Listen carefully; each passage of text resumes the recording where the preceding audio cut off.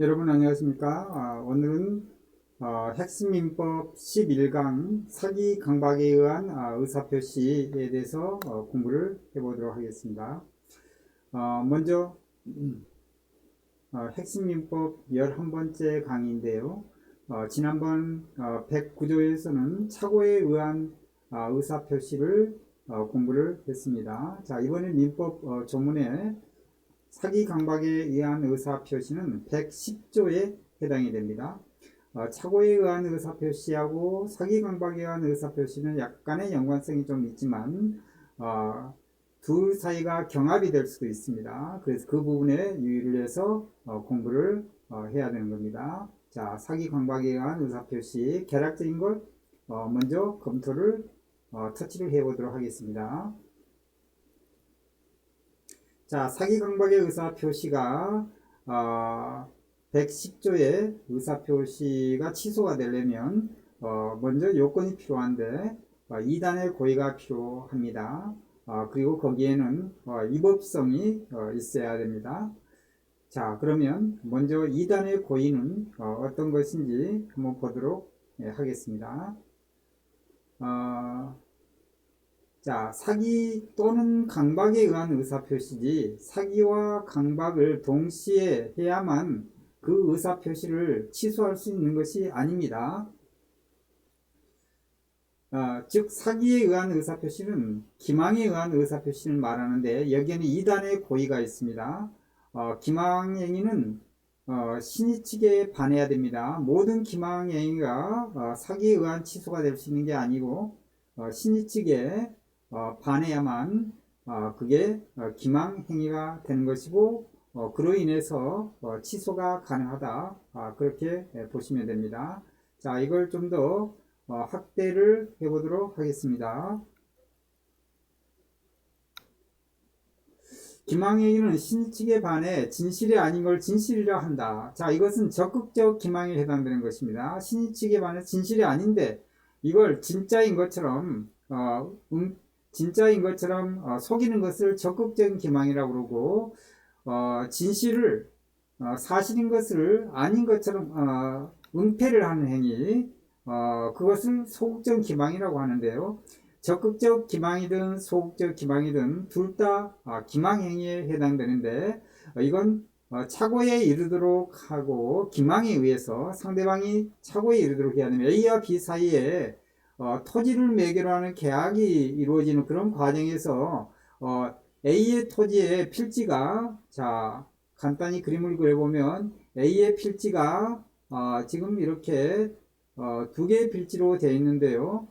두 개의 필지의 일부분이 사실은 면적이 부족한 상태에서 필지는 1필지, 이게 2필지로 되어 있긴 하지만 실제 면적에는 이 부분이 빠져 있는 것입니다. 그렇지만 이걸 같이 여기에 포함이 되어 있다고 상대방을 속이면서 착오에 이르도록 해야 됩니다. 자, 착오에 이르는 걸로 끝나는 게 아니고 그게 1단 고의인데 2단 고의는 그 착오에 의해서 의사표시를 해야 됩니다. 즉 이로 인해서 계약의 성립하고 계약에 이르도록 하는 걸 말하는 겁니다. 실제 법률행위가 일어나는 걸 말하는 겁니다. 그게 2단 고의입니다. 액션을 취해야 된다, 그 얘기죠. 실제 계약하고 계약금이 수수가 된 걸 말합니다. 자, 그러면 결국 B는 A에게서 토지를 매입할 때 이만큼을 손해보고 매입을 하는 거가 되는 것입니다. 자, 이렇게 착오에 이르도록 하고 그로 인해서 의사표시를 하는 것을 2단 고의라고 하고, 자, 그러면 강박에 의한 것도 마찬가지입니다. 강박에 상대방이 공포심을 일으키게 하는 겁니다. B가 A에게 공포심을, 너 이것을 팔지를 않으면 나중에 여러 가지 부분에서 문제가 있을 수 있고 그래서 손해가 있을 거다. 그리고 너의 친척이나 그 외의 사람들이 여러 가지로 인해서 불이익을 당할 것이다. 그런 어떤 공포심, 너희 부모님이 불이익을 당할 것이다. 이렇게 하면서 A가 이 토지를 팔도록 B가 강박을 주었다. 심리적으로 압박을 주었다 하면 이건 강박에 의해서 상대방의 공포심을 갖게 하고 그로 인해서 A가 할 수 없이 매매 계약을 해서 B에게 팔았다. 법률행위가 이루어졌다. 계약금이 들어가고 그로 인해서 나중에 중도금 치르고 잔금 치러서 소유권이 넘어갔다. 그러면 그로 인한 모든 법률행위가 의사표시인데 그게 이르는 그런 과정, 즉 이단의 고의가 있을 때 이 부분에 문제가 되는 것입니다. 자, 사기에 의한 의사표시는 경합이 있을 수 있는데 착오에 의해서 A가 B에게 소유권을 넘기는 그런 법률행위가 있을 수도 있고요. 사기에 의해서 A가 B에게 법률행위를 할 수가 있습니다. 자, 그런 경우에는 사기와 착오에 그런 어떤 착오에 의한 의사표시, 사기에 의한 의사표시가 두 가지가 발생했을 때 이 둘 중에 하나를 선택적으로 해서 의사표시를 해야 됩니다. 두 개를 같이 묶어서 중첩으로 의사표시를 하면 안 되고 하나를 정해서 의사표시를 해야 됩니다. 경합은 그걸 의미하는 것입니다.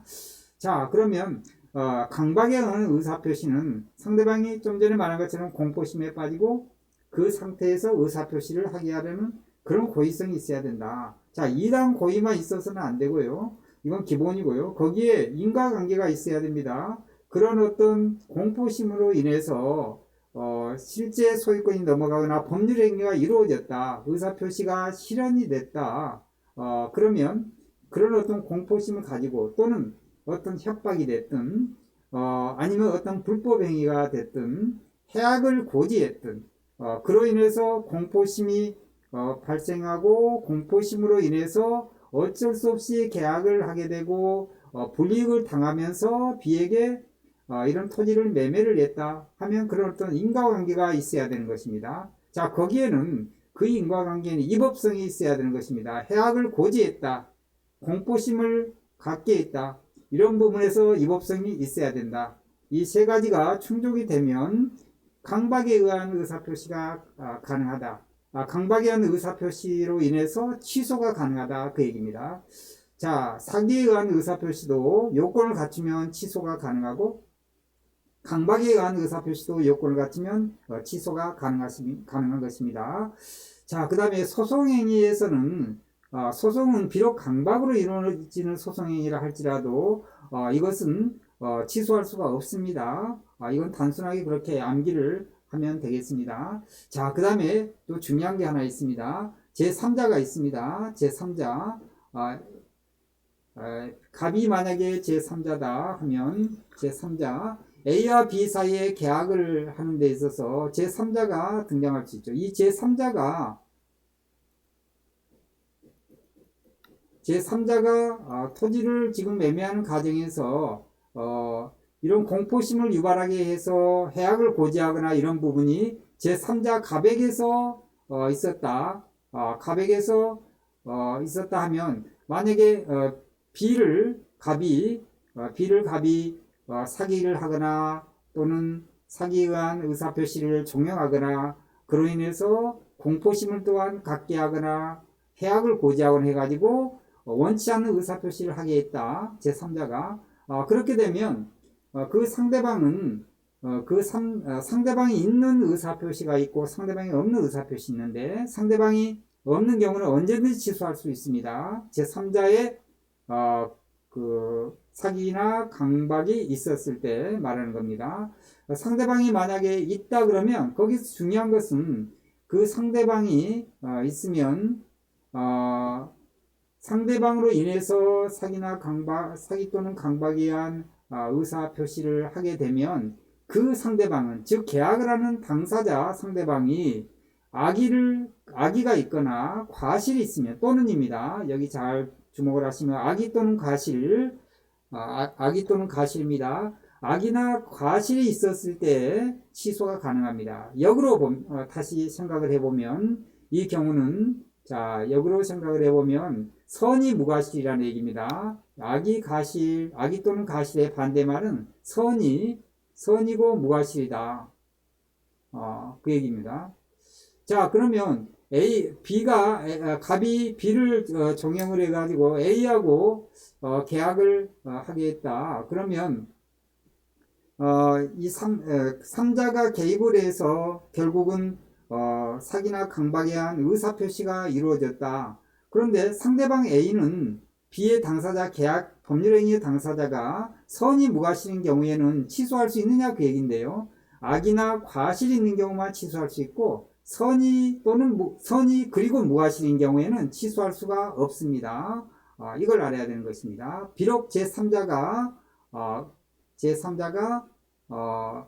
사기나 강박이 하는 의사표시를 하도록 B에게 그렇게 행위를 했을 때 B의 상대방 A와 법률행위를 하는 경우에 이 상대방 A가 선이 무과실인 경우에는 취소할 수 없습니다. 그 외의 경우는 악의 또는 과실이면 B는 취소할 수 있습니다. 자, 그 다음에 또 하나 중요한 것은 불법행위로 인한 손해배상 청구권이 있을 수 있습니다. 공포심을 일으킴과 아울러 또한 해악을 고지하고 만약에 A가 해악을 고지했다. 그로 인해서 그건 불법행위입니다. 위법성이 있습니다. 그로 인해서 B가 손해를 봤다. 이렇게 되면 반대로 또 B가 불법행위에 있어서 A가 손해를 봤다. 그러면 손해배상 청구가 그 피해를 본 당사자는 손해배상 청구를 할 수 있습니다. 자, 그 경우하고 중첩이 되는 걸 봐야 되는데요. 자, 사기나 강박에 의한 의사표시를 취소를 할 수 있다고 그랬죠. 취소하게 되면 계약금을 주었을 때 그 계약금을 다시 소급해서 무효가 되는 것이기 때문에 효력이 없게 되니까 계약금을 다시 받아야 되겠죠. 즉 부당이득 반환 청구를 해야 되죠. 소유권이 넘어갔다. 그리고 소유권을 넘기는 사람이 피해를 봤다. 그러면 다시 그걸 소유권을 다시 되돌릴 수 있도록 말소 청구를 행사한다든지 해서 하는 방법. 아니면 그게 또 전득자 C에게 소유권이 넘어갔다. 그러면 다시 C에서 돌리기 어려운 상황이다 하면 돈으로 다시 받아야 되겠죠. 그래서 부당이득 반환 청구권을 행사할 수 있는데, 자, 이때는 경합이 중첩이 안 된다. 그걸 아셔야 됩니다. 중첩이 안 되고 둘 중에 하나를 행사해야 됩니다. 불법 행위로 인한 손해배상 청구 또는 취소로 인한 부당이득 반환 청구권, 이 두 가지가 경합이 있었을 때는 둘 중에 하나를 행사를 해야 된다. 그 얘기입니다. 이건 둘 다 만약에 행사를 해서 한다고 그러면 실제 피해보는 사람은 더 많은 이득을 취하게 되겠죠. 피해를 준 사람보다 오히려. 그래서 둘 중에 한 가지만 선택을 해야 됩니다. 또 경합하는 문제가 또 하나 있는데요. 자, 사기로 인해서 토지를 매매를 했다. 사기를 당해서 매매를 했다. 자, A가 B의 사기로 인해서 어쩔 수 없이 A가 매매를 하게 됐다. 자, 이런 케이스가 있고 A에게 어떤 사기가 아니라 하자 담보 책임을 물을 수 있는 경우가 있는데요. 만약에 토지가 있는데 이 토지에 어떤 법률적으로 권리의 행사를 할 수 없는, 즉 소유권이 어떤 제한이 있습니다. 그런데 이거 등기상으로 나타나지 않는 부분이 있을 수 있어요.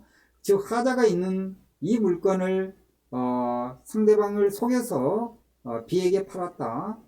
그러면 이때는 사기가 될 수가 있고 하자 담보 책임을 상대방이 물을 수가 있는 두 가지가 경합이 될 수 있습니다. 이때는 선택을 해야 됩니다. 사기로 인해서 취소할 것이냐, 하자 담보 책임을 물어서 손해배상을 청구할 것이냐. 결국은 손해배상을 청구하든 취소를 해서 다시 원상태로 부당이득 반환 청구를 하든 그 피해를 본 사람은 거의 결과는 동일하다고 볼 수 있습니다. 그렇기 때문에 경합을 할 때는 선택을 해서 행사를 해야 된다. 이게 법에서 요구하는 그런 공평한 그런 어떤 공평한 그 상대방의 균형 있는 그런 어떤 태도라고 볼 수가 있습니다. 자, 오늘은 사기 강박에 의한 의사표시 110조에 대해서 설명을 했습니다. 네, 감사합니다.